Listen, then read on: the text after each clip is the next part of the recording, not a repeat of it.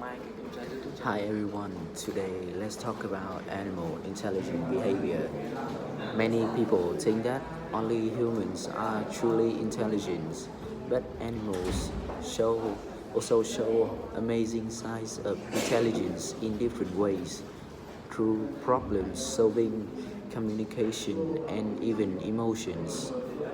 For examples, chimpanzees are known for using tools. They can use sticks to get termites out of holes and stone to crack nuts, showing planning and understanding of cause and effect. Dolphins are another great example. They communicate using unique sounds, recognize themselves in mirrors, and can even learn new tricks just by watching others. Crows and even ravens are also incredibly smart. They can solve puzzles, use tools, and remember a human face.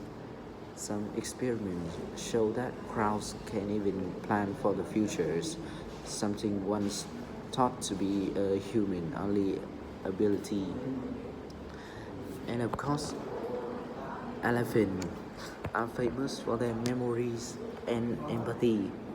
They can remember others' elephant after many years, and they mourn when a member of their herd dies, proving emotional intelligence.